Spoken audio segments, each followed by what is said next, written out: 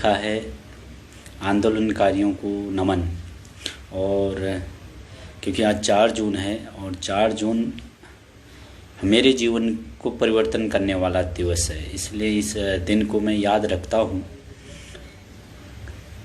और लोकतंत्र में जब भी कोई सत्ता के खिलाफ आवाज़ उठाता है और अपने रोष व्यक्त करता है व्यवस्थाओं से कि नहीं, हम इन व्यवस्थाओं को परिवर्तन करना चाहते हैं, और सत्ता की क्रूरता के कारण कई बार इतिहास ही ऐसा है कि जब भी आंदोलन होते हैं, और आंदोलन जितने भी होते हैं, और ये अधिकार होता है, लोकतंत्र का अधिकार होता है, संविधान का अधिकार होता है कि सत्ताओं के खिलाफ लड़ा जाए। ऐसे ही भ्रष्टाचार के खिलाफ जब आंदोलन चला था और मैं भी उसका गवाह बना था, मुझे याद है मैं तब दिल्ली में किसी प्राइवेट कंपनी में, एमएनसी कंपनी में नौकरी करता था और 4 जून के आंदोलन के लिए छुट्टी पर आया था। और उस रात को लड़ाई, जितना बड़ा संग्राम रामलीला मैदान के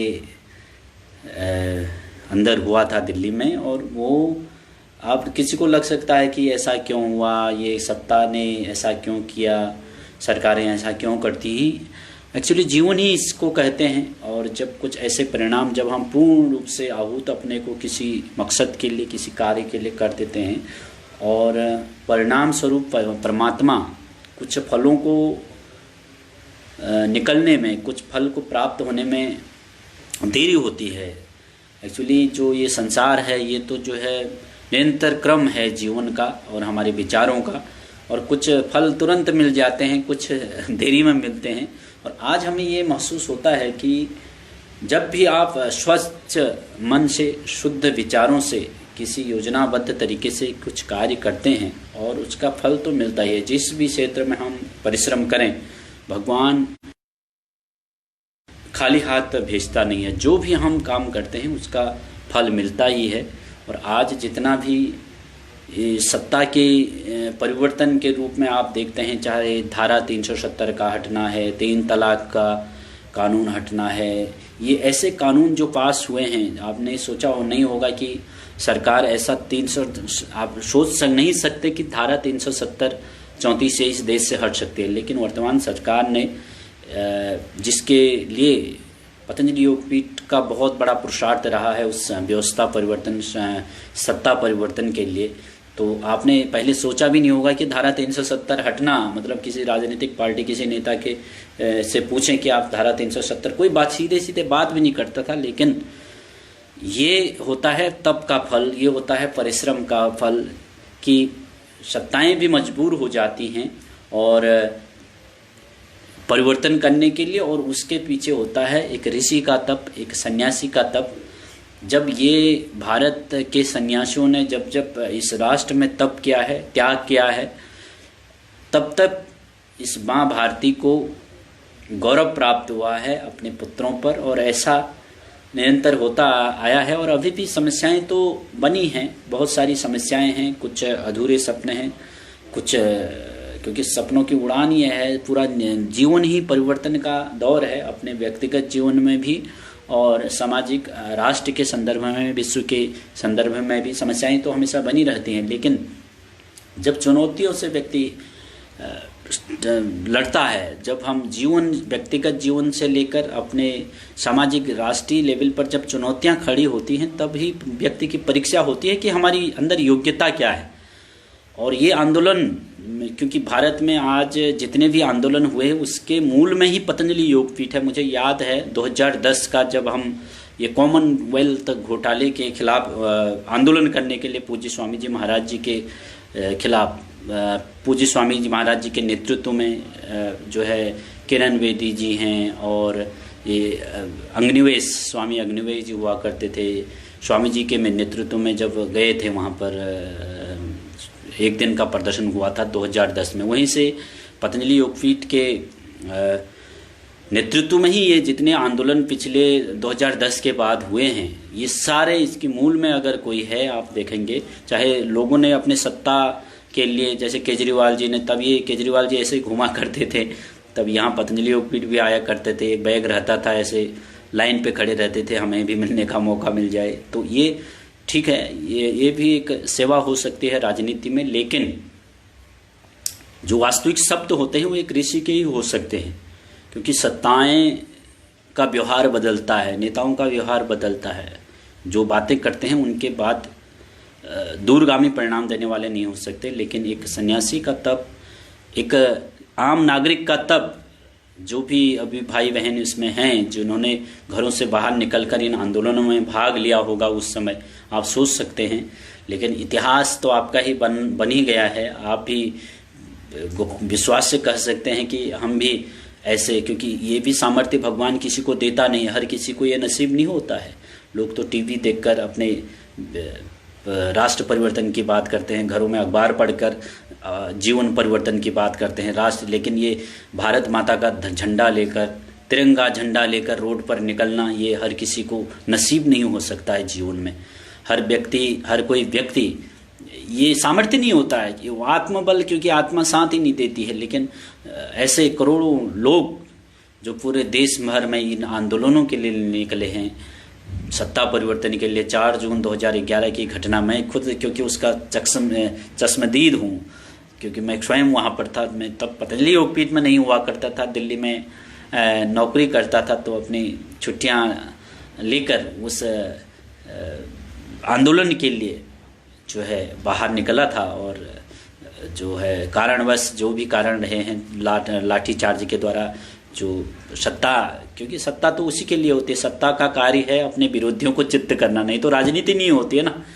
राजनीति का मतलब जो विरोध हो रहा है उस जनता की आवाज़ को, विपक्षियों की आवाज़ को, जो सत्ता अपने स्वयं के विरोध, जो कुर्सी के लिए ज़्यादा घातक हो गया है, उसका दमन करना, ये सत्ताओं की नीति होती है। नहीं तो राजनीति इसी को कहते हैं, चाणक्य से हम यही सीखते हैं, विरोधियों को चित्त करना। लेकिन जो परमपिता परमेश्वर का संविधान है, उस राजा का भी राजा वो परमपिता परमेश्वर है, उसके जो है नज़र से कोई बच नहीं सकता। ऐसे परिणाम अब आज हमें, मुझे लगता है कि वो आंदोलन जो भी होता है शुभ के लिए होता है, जो भी चाहे जीवन में घटित होता है। और आप अच्छा काम करते करते अगर आपको कुछ क्षण के लिए अशुभ परिणाम भी मिलते हैं, ऐसा भी हो जाता है जीवन में कि आप परिणाम कुछ और चाहते हैं और परिणाम कुछ और आ जाते हैं, और आपके मन में शुद्धि है, आपके नियत में खोट नहीं है। जब ये स्थिति व्यक्ति की बनती है तो इसका मतलब कुछ क्षण के लिए वो बादल लग सकते हैं सूरज के सम्मुख को। सूरज जो है ना अपने प्रकाश से विचलित नहीं होता, उसका प्रकाश जो समाप्त नहीं होता है सूरज का। तो ये आंदोलन जो हमने 2011 में किया था, ये भ्रष्टाचार के खिलाफ, तत्कालीन कांग्रेस सरकार के खिलाफ, आपको पता ही है कितने बड़े घोटालों का बाजार उस समय बन गया था, सत्ताएं निरंकुश हो गई थी, आतंकवाद का कितना बड़ा खतरा था। आज ये विरोधी हो चाहे पक्ष में हो, ये जरूरी नहीं है कि ये चिंतन केवल पक्ष वाले करें कि सरकार के जो समर्थक हैं, समर्थकों के लिए नहीं, वो विरोधियों को भी इस बारे में सोचना होगा। आज कम से कम आत्मबल हमारी सेना का भी गौरव तो बढ़ा ही है। ये दिख रहा है चाइना को डोकलाम विवाद से लेकर वर्धमान विवाद तक किस प्रकार अपने पैर वापस लेने पड़ रहे हैं, ये तो दिख रहा है ना। आतंकवाद की क्या स्थिति है, दिल्ली में बम, सरोजनी नगर में बम कांड में मैं दिल्ली में था, फिर जो है 11-21 ये जो ताज होटल बम्बई में हमला हुआ, ये भी आपको पता ही है। फिर इसके साथ साथ दिल्ली में 2-3 बार तो धमाके हो गए हैं, इस धमाके हो चुके हैं। पूरे भारत में बम विस्फोटों का और आतंकवादी कहाँ से पकड़े जा रहे थे। आज की स्थिति अलग है। ये कोई माने या ना माने, लेकिन जो सत्य है, जो दिख रहा है, उसको तो कोई परिवर्तन ना कर सके और कोई उसको नकार भी नहीं सकता कि ऐसा नहीं घटित हो रहा है। खैर, आप ऐसे भाई जो भी इन संघर्षों में घरों से बाहर निकले, जैसे मैंने कहा क्योंकि मैं तो आंदोलन की ही पैदाइश हूँ, खुद आंदोलन के द्वारा घरों से मेरे को इतना सामर्थ्य निकला कि मैं एक सन्यासी बन जाऊँ भविष्य में। और वो आंदोलन नहीं होता शायद, और लाठी चार्ज नहीं होते, पुलिस का प्रहार नहीं होता, तो शायद अब मज़ा ही नहीं आता। तो ये मेरे लिए तो विशेष और सबके लिए अच्छा है। जो अशुभ है, जब आत्मा शुद्ध है, आपके प्रयास शुद्ध हैं, अच्छे रास्ते के लिए हैं, और वहाँ कुछ रास्ते में अड़चनें आती हैं, सत्ता के द्वारा सताए भी जाते हैं और परिणाम अच्छे के लिए होता है, वो आज मुझे भी महसूस हो रहा है जी यार वो जो भी ठीक हो रहा है अच्छा हो रहा है। तो ये जीवन में ऐसी परिस्थितियां आती हैं और संघर्ष, ये व्यक्तिगत जीवन में भी सामाजिक जीवन में भी ऐसी परिस्थितियां बनती हैं और आपके जीवन में भी ऐसे संघर्ष आते हैं। इसलिए संघर्षों को जो हमारे साहित्य हैं, हमारे गुरुजन हैं, हमारे पूर्वज हैं, हमारे ऋषि ऋषिकाएँ हैं, हमारे शास्त्र हैं, जो वैदिक परंपराएं हैं, वैदिक सिविलाइजेशन की जो बात है वो इसी की ओर इंगित करता है। भाई संघर्ष जब होता है तो आपकी परीक्षा तभी होती है कि आप कितने शुद्धि हैं। चुपचाप साइड राम राम जपना, प्रवचन करना, गीता पाठ करना, ये तो सरल है प्रवचन करना, लेकिन जब स्वयं गीता की भूमि में आना होता है, कर्म क्षेत्र में आना होता है, कुरुक्षेत्र में उतरना होता है, तो वो हर किसी के बस में नहीं होता है। युद्ध लड़ना, प्रवचन, गीता सत्संग करना, गीता प्रवचन करना, महाभारत की कथा करना, रामायण सुनाना, ये तो सरल है। लेकिन जब स्वयं राम की भूमिका में आना होता है, स्वयं कृष्ण की भूमिका में अवतार लेना होता है, तो वो सामर्थ्य भगवान सबको नहीं देता। उसके लिए अंदर और बाहर से पूर्ण रूप से ईश्वर को समर्पित व्यक्तित्व और गहरा आत्मबल, चरम आत्मबल, और जिसने यह स्वीकार कर लिया है कि भगवान ही है, मैं ईश्वर पथिक हूँ और इस युद्ध को मुझे लड़ना ही लड़ना है, चाहे विजय हो या हार हो, वो आत्मबल किसी सन्यासी को मुझे दिखता नहीं है परम पूज्य स्वामी जी के अलावा इस भारत में, क्योंकि मैं तो प्रत्यक्षदर्शी हूँ।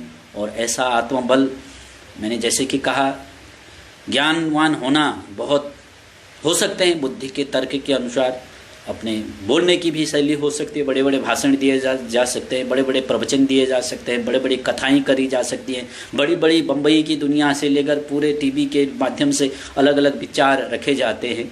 लेकिन सत्ता के खिलाफ लड़ने की ताकत, युद्ध मैदान में उतरने की ताकत, जहां अपमान का खतरा हो, सबसे बड़ा खतरा होता है अपमान का। अपमान को अपने गोद में फूल, अपमान की सेज में खेलने का सामर्थ्य वो किसी को नहीं देता है, और बहुत कम लोग होते हैं जो अपमानों को सहन करने की ताकत अपने साथ लिए होते हैं। स्वयं हर किसी को तो फूल मालाएं ही चाहिए, और उसी फूल मालाएं के साथ पूरा विश्व का आज जो ये कथा कथित जो है ये बुद्धिजीवी वर्ग घूमता रहता है, पूरा भारत का, चाहे किसी भी क्षेत्र में हो, कौन लड़ता है, किसको पड़ी है सत्ता के खिलाफ, बुराइयों के खिलाफ लड़ने की, आवाज़ उठाने की, कौन सामर्थ्य उठा सकता है? आज मोदी जी की भी सरकार है, कौन सामर्थ्य रखता है? कोई सत्ता के खिलाफ बोलने का सामर्थ्य समझते हो आप क्या होता है? तो वो सामर्थ्य, सत्ताओं के खिलाफ बोलने का सामर्थ्य, आप राजनीतिक पार्टियां एक दूसरे का विरोध कर सकते हैं, लेकिन अराजनीतिक प्लेटफॉर्म से, जहां आप राजनीति के प्लेटफॉर्म में ना हो, अराजनीतिक प्लेटफॉर्म से सत्ता को ललकारना, ये सामर्थ्य सदियों में कुछ गिने चुने लोगों को मिलता है। और वो सामर्थ्य परम पूज्य स्वामी जी महाराज जी को ये पतंजलि योगपीठ संस्थान के द्वारा ये सत्ता के खिलाफ आवाज़ उठाने का सामर्थ्य भगवान ने दिया है। और यह दर्शाता है कि आम जनता, आम व्यक्ति, जहां मैंने कहा अपने सांप का बिल होता है ना, सांप के बिल में उंगली डालना, और वहां से ये खतरा होता है कि ये सांप भी तो फायर करेगा, ये जो स्थिति है, इन चुनौतियों को सामर्थ्य करने का जो है गुण, वो हर किसी में नहीं होता है। वो एक सच्चे योगी में, एक सच्चे सन्यासी में ही हो सकता है। बाकी कपड़े पहन के कोई सन्यासी नहीं हो सकता है, या बिना कपड़े पहने कोई गृहस्थ हो सकता है। ये चुनौतियों से लड़ने का सामर्थ्य भगवान किसी को देता है। वो ऐसे ऋषियों के सानिध्य में मुझे भी स्वयं अपने को उपकरित महसूस कर रहा हूँ। थोड़ा लाइट चली गई, लेकिन आपसे संवाद कर रहा हूँ। बहुत तेज़ बारिश हो रही है और मन करा कि आज आपसे बात करूँ, क्योंकि ये विषय ऐसा है। और मैंने अचानक अभी आपके बीच इतने देर में तो मैं आता नहीं हूँ, सोने का समय हो रहा है। लेकिन आप जितने भी योद्धा हैं, जिन्होंने, जैसे कि मैंने फेसबुक पे भी पोस्ट लिखा था, आप लोग घरों से सुन रहे थे, और परिस्थितियाँ जब विपरीत होती हैं, परिस्थितियाँ जब प्रतिकूलता जीवन में होती है, उन्हीं से व्यक्ति सीखता है, नहीं तो हम सीख नहीं पाएंगे। जब तक जीवन में प्रतिकूलताएं हमारी आएंगी नहीं, चुनौतियाँ आएंगी नहीं, तब तक हम एक सामान्य जीवन जी सकते हैं। और जब चुनौतियों से निकल कर हम बाहर खड़े हो जाते हैं, चुनौतियाँ, संघर्ष जहाँ कहा जाता है, और जब ये रिस्क जीवन के होते हैं कि जहाँ ये पता नहीं होता कि परिणाम क्या होगा, जब इन चुनौतियों से किसी अच्छे कार्य को करते हुए हम आगे बढ़ते हैं और चुनौतियाँ आपके सम्मुख खड़ी हो जाती हैं और उन चुनौतियों से बाहर निकलकर आप एक जो है बॉर्डर पर खड़े हो जाते हैं, तब पता चलता है यार मैंने तो ठीक किया है। और ऐसा ये व्यक्तिगत जीवन में जो भी जीवन में संघर्षों से, चुनौतियों से निकलकर तैयार होता है और वो सोना ही बनता है, वो चांदी नहीं बनता, फिर सोना ही बनता है। और वो प्रकट होता है उसके आत्मबल से, उसके कॉन्फिडेंस से, और संसार भी, समाज भी, सब, क्योंकि सबके हृदय में तो वह परमपिता परमेश्वर विराजमान है ही, और वह प्रेरणा देता है और वो दिखता है। इसी को गीता में कहा, भयम सत्व संशुद्धि ज्ञान योग व्यवस्थिति दानम दमश्च यज्ञश्च स्वाध्याय तपो आर्जव। वास्तव में जितने भी ये शास्त्र हैं ये इसी के लिए हमें प्रेरणा दे रहे हैं। ये गीता है, उपनिषद हैं, दर्शन हैं, रामायण है, महाभारत हैं, ये इसी के लिए बनाए गए हैं कि भैया ये जो पूर्वज है ना, जितने भी हमारे महापुरुष हैं, जितने भी महान आत्माएं इस धरती पर पैदा हुए हैं, ये तभी महान बने हैं जब इन्होंने संघर्ष किया है। और हम एक आम जनता संघर्ष से डर जाता है, एक आम व्यक्ति तो डर जाता है संघर्ष से। थोड़ा बहुत गर्मी पड़ी, अरे गर्मी पड़ गई, गर्मी पड़ गई, जरा ठंड पड़ी, ठंडी पड़ गई, ठंडी पड़ गई, अभी बारिश हो रही है, अरे बारिश हो गई, बारिश हो गई, अरे लुत्फ उठाइए। और ये संघर्ष नहीं होंगे, यही देव दयानंद ने इसी के लिए कहा है ना कि सन्यास की अगर आपको परिभाषा जाननी है, अगर सन्यासी कौन है, कि जो विषम परिस्थितियों में, जो चुनौतियों में, प्रतिकूलताओं में, विपदाओं में, संघर्षों में, जो चुनौतियों में हार नहीं मानते, ऐसी स्थिति में, विषम परिस्थितियों में जो हार नहीं मानते, जिनके अंदर हार मानने का जो भाव नहीं रहता है और वो लड़ते रहते हैं अच्छे काम के लिए, और तब जो परिणाम आता है वो शुभ आता है। और उसी से पता चलता है कि कौन कितना त्यागी है और कितना कौन जो है संघर्षपूर्ण है और कितना भगवान का नज़दीक है। और वो परीक्षा ये भगवान लेता है। और ऐसा ही एक आंदोलन था 2011 का, और इसी ने मेरे जैसे करोड़ों लोगों के अंदर, सैकड़ों लोगों के अंदर क्रांति का बीज बोया है। और क्योंकि मैं उस समय तो पतंजलि योगपीठ में था नहीं, आंदोलन मैं दिल्ली में आया था, और उससे ही मुझे जीवन में सीखने को मिला है। और जितने भी गुरुओं जनों के कारण, बड़ों के आशीर्वाद से जो भी, चाहे वाक शक्ति है, चाहे अनुभव की शक्ति है, चाहे ये उस माया की कोठरी से बाहर निकलने का जो सामर्थ्य आया है, ये इन्हीं गुरुजनों के आशीर्वाद से और भगवान के अनुग्रह से ये प्राप्त हुआ है। और वो रास्ता गया उन आंदोलनों से। और हम क्योंकि आंदोलनकारी हैं और जीवन ही यह आंदोलन है, लड़ने का नाम ही तो जीवन है ना। एक परिवार वाला भी तो यही लड़ता है। आप भी तो अपने बच्चों के साथ, शादी हो गई, बच्चे हो गए, तो यही तो भय रहता है कि आप बूढ़िए मेरे की सेवा करेंगे नहीं करेंगे, मेरा कहना मानेंगे नहीं मानेंगे। ये सब जीवन में संघर्ष का ही एक नतीजा है। तो संघर्ष के नतीजे तभी मिलते हैं जब चुनौतियों से आप लड़ेंगे और चुनौतियों में अपनी संतानों को डालेंगे, अपने बच्चों को डालेंगे। जैसे गाय का बच्चा है तो उसको नदी में छोड़ दिया जाता है तो वो तैरते हुए बाहर आ जाता है। ऐसी चुनौतियाँ, तो जहाँ चुनौतियाँ होती हैं, जहाँ संघर्ष होता है, वहाँ निर्माण होता है। और जहाँ मोह होता है वहाँ पतन स्वतः ही आ जाता है। तो मोह और ये प्रेम है, जो मोह है, तो मोह को त्याग कर हमें प्रेम को धारण करना है, सत्य को धारण करना है। अर्जुन का जो मोह है ना, ये गीता में, महाभारत के युद्ध में, उस मोह से निकालने के लिए तो पूरे प्रयत्नशील हैं योगेश्वर श्री कृष्ण। इसी के लिए तो 18 अध्याय की गीता बन गई है। तो ये मोह जनित कर्मों से बाहर निकलकर और मोह जनित सेवाओं से बाहर निकलकर हम चुनौतीपूर्ण जीवन में, और जीवन के प्रत्येक चुनौती, सबसे बड़ी चुनौती तो मृत्यु है ना, तो उस मृत्यु को आलिंगन जब हम करेंगे, उससे पहले कितने संघर्ष, कितने झंझावात हमारे जीवन में आते रहेंगे। और उन संघर्षों को हमें पूर्ण रूप से करना है, उन चुनौतियों को पार करना है। तब हम जाकर एक अभीष्ट मानव बन सकेंगे और उन महापुरुषों के अनुगामी बन सकेंगे। नहीं तो साइड तो संसार चल ही रहा है।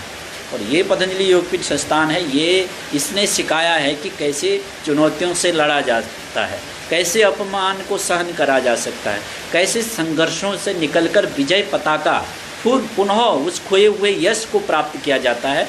वो इस संसार को सीखने से को मिलता है पतंजलि योगपीठ हरिद्वार से, कि किस प्रकार सत्ताओं से लड़ा जाता है, किस प्रकार विदेशी कंपनियों से लड़ा जा सकता है, किस प्रकार अपने जीवन से लड़ा जा सकता है, और उन चुनौतियों से लड़कर, उन संघर्षों से लड़कर कैसे एक व्यक्ति पुनः संसार को यह मना देता है कि मैं ही ठीक था, मैं ही सत्य हूँ, यही रास्ता ठीक है। ये आज आपको दिखता है कि खोई हुई गरिमा को, तो गरिमा भगवान के दर पर तो कोई खोता नहीं, कोई सत्य कहाँ नष्ट हो सकता है। तो इसलिए कुछ समय तक कुछ लोग गाली भी दे सकते हैं, कुछ समय तक कुछ लोग आरोप भी लगा सकते हैं, कुछ निंदा पुराण भी कर सकते हैं। तो ये निंदा निंदन्ति नीति निपुणा यदि वा वसंतु लक्ष्मी समाविशतु गच्छम यथेष्टम मरणमस्तु युगांतरेवा न्याय पथस्य पदम विचलंति न धीरा। यही तो कह रहे हैं ना धृति हरि महाराज, कि कोई निंदा करे या मेरी स्तुति करे, मैं न्याय के पथ से विचलित ना हूँ। तो ऐसा ही हमें अपना जीवन जीना है। एक सन्यासी को अपना कर्म करना है और एक गृहस्थ को अपना कर्म करना है। और कर्म किए बिना, निष्काम कर्मयोग की साधना के बिना तो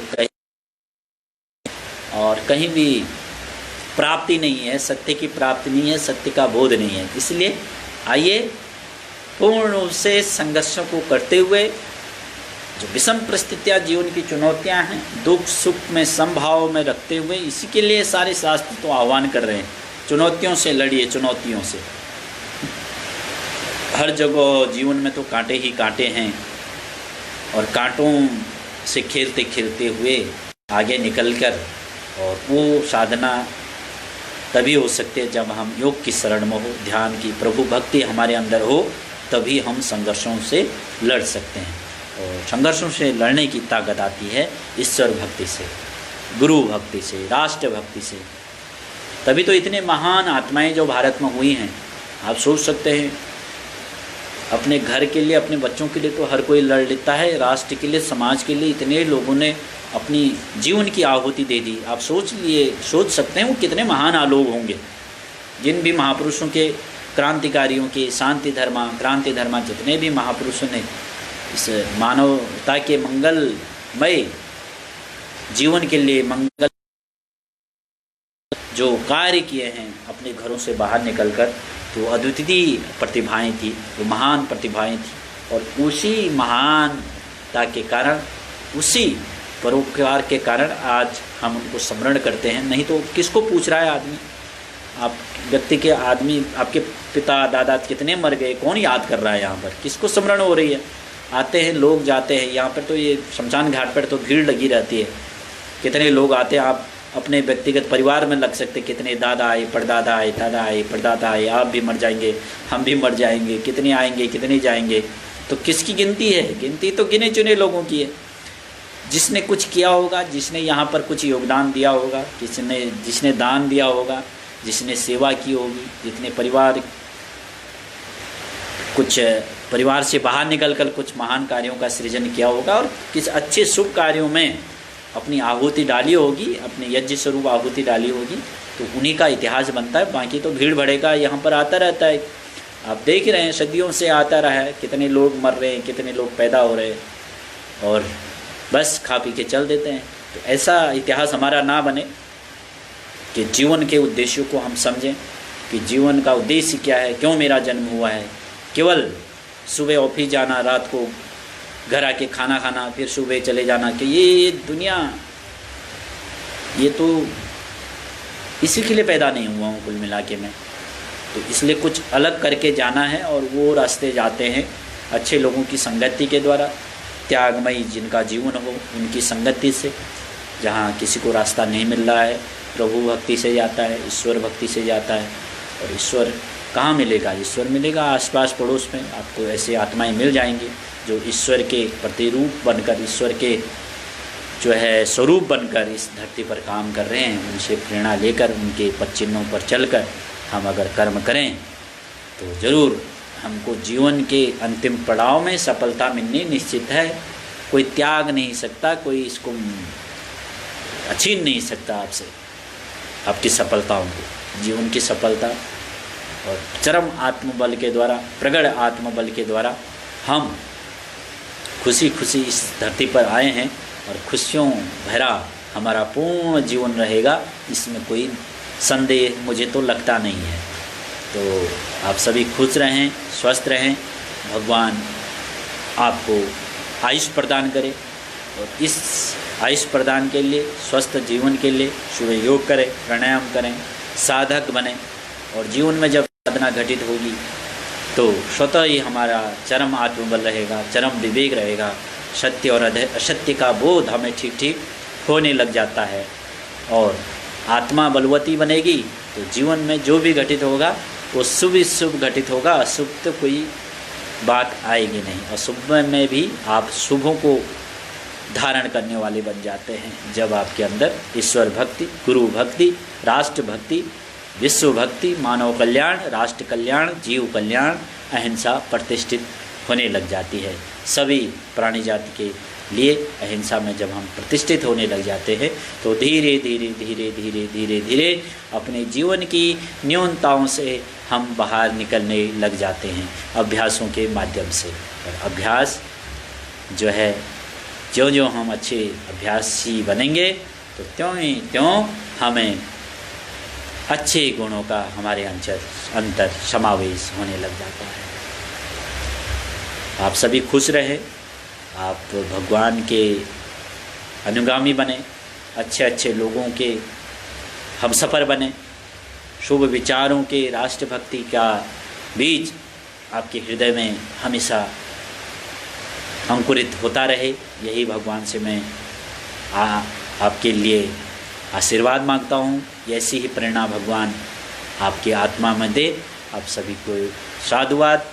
और अब आपसे विदा लेने का समय आ गया है। कुछ भाई कुंवर मोनू राज लिथुरा जी, अंजना चौहान जी, सुरजीत कुमार जी, मनोज शर्मा जी और पुरुषोत्तम लाल गुप्ता जी, कुंवर और कौन कौन, मुकेश कुमार आर्य जी, संजय त्यागी जी, अलग अलग भाई बहनों ने अंत में बहुत काफ़ी समय से आप मेरे से जुड़े हैं। आप सभी खुश रहें, स्वस्थ रहें। आप सो जाइएगा। सोना है मतलब सुबह 4 बजे उठना है। ये बातें जितने भी मैंने बताई ये तभी घटित होंगी, तभी हम धारण कर पाएंगे, तभी हमारे आँखों में सही दृष्टि विकसित होगी जब हम प्रातःकाल ब्रह्म मुहूर्त में उठकर ईश्वर उपासना करेंगे, ईश वंदना करेंगे। और वो ब्रह्म मुहूर्त की बात हमारे ऋषियों ने वेदों में, उपनिषदों में, दर्शनों में अपने ज्ञान के द्वारा हमें बताया है। और तो ईश्वर के सही ज्ञान को हम धारण करने के लिए प्रातःकाल जल्दी उठकर नित्य क्रियाक्रम से निवृत्त होकर लघु शंका जाकर पेट को साफ करके आंवला एलोवेरा जूस पी के और प्रातःकाल जो है गोमूत्र, अगर आप लेना चाहें, पेट साफ नहीं होता, गोमूत्र का सेवन करके योग करें, प्राणायाम करें, ध्यान करें तो कुमति तो हमारे अंदर आनी शक्ति है और व्याधियाँ भी हटेंगी और शारीरिक व्याधियाँ भी हटेंगी और मानसिक व्याधियाँ भी धीरे धीरे दग्ध बीज होने लग जाएंगी। तो इसलिए प्रातःकाल जल्दी उठिएगा। ईश्वर उपासक को, राष्ट्र भक्त को, गुरु भक्त को उठना ही चाहिए, दूसरा कोई रास्ता नहीं है। नहीं तो बुद्धि आपका विवेकवती हो नहीं सकती हो। इसीलिए ब्रह्म मुहूर्त में हमारे ऋषियों ने आह्वान किया है कि कोई भी भक्त जो आस्तिकता अपने अंदर प्रकट करता है, जो ईश्वर भक्त है, जो गुरु भक्त है, वो उठ कुछ प्रातःकाल 4 बजे उठना ही चाहिए। और जितने भी ये कथाकार हैं जो गुरुओं की बात बताते हैं, इनको भी अपने प्रवचन ब्रह्म मुहूर्त में ही देने चाहिए नियमानुसार। तो ये जितने भी कथाकार हैं, प्रवचन देते हैं, भागवत कथा करते हैं, राम कथा करते हैं, जितने खा पी के कौन सी भजन होगी बताइए। इन कथाकारों को भी, आप भी किसी के भक्त हैं तो उनसे भी मेरा निवेदन है, जितनी भी कथाओं का समय हो, क्योंकि भक्ति का समय ही ब्रह्म मुहूर्त में है, तो सभी कथा, प्रवचन, ईश्वर भक्ति की बातें प्रातःकाल 4 बजे, 5 बजे, 6 बजे तक होनी चाहिए। दिन में खा पी के वो काम करने का समय नहीं है। तो जितना भी भक्ति संबंधित बात हो, क्योंकि दिन का समय वो कर्म योग साधना का है और ईश्वर भक्ति का, ईश्वर प्राणिधान का, ईश्वर नाम जपने का, ईश्वर की कथाएं सुनने का जो उचित समय है वो ब्रह्म मुहूर्त में है। तो ब्रह्म मुहूर्त में ही सबको ये कार्य करना चाहिए, ईश्वर के ध्यान का, ईश्वर के भजन का, ऐसा मुझे लगता है। और बाकी अब आपसे हम विदा लेते हैं, फिर मिलेंगे। आप सभी खुश रहें, स्वस्थ रहें, भगवान आपको आयुष प्रदान करे। बारिश बहुत तगड़ी हो रही है बाहर और लगता है आज मौसम भी अच्छा है। आपके वहाँ बारिश हो रही है नहीं हो रही है मुझे पता नहीं है, लेकिन हरिद्वार में बहुत तीव्र आज मेघ बरस रहे हैं और बहुत अच्छा मौसम है। और गर्मी इस साल मुझे लगता नहीं आई है और भगवान का बहुत बड़ा आशीष है कि इस बार गर्मी नहीं पड़ी है ज़्यादा। और जुलाई का महीना आ गया होगा ऐसा लग रहा है और गर्मी 2-3 दिन भी नहीं आई है। और बाहर जो है अभी जून के महीने में तेज़ बारिश हो रही है। प्रकृति माँ अपना आशीर्वाद हम अपने पुत्रों पर, अपने बच्चों पर बरसा रही है। तो आप सभी को मेरी शुभकामनाएं, शुभ रात्रि, आपका दिन अच्छा हो, आपके मंगलमय जीवन की कामना करता हूं। और बाकी जिन भाई बहनों को मेरे से जुड़ना है, मेरा YouTube चैनल है स्वामी पुण्यदेव नाम से, उसमें मैं अच्छी विषयों पर पोस्ट डालता हूं, अच्छा वीडियो डालता हूं। तो मेरा YouTube चैनल को आप सब्सक्राइब कर सकते हैं। स्वामी पुण्यदेव नाम से मेरा YouTube चैनल है। और अंत में इस वीडियो को ज़रूर 2-3 बार शेयर ज़रूर कर लीजिएगा, अलग अलग ग्रुपों में, अलग अलग पेजों में इसका वीडियो को शेयर कर देंगे। तो ये आपका बहुत बड़ा अनुग्रह रहेगा कि अपने बातों को प्रचारित करने का, क्योंकि प्रचार के यंत्र हैं ये सोशल मीडिया। तो इसका भरपूर उपयोग आपको भी करना है, अच्छी बातों को प्रचारित करने के लिए मुझे भी करना है। शुभ रात्रि, ओम शांति, गौ माता की जय, वंदे मातरम। आप सभी को मेरा ओम नमस्ते।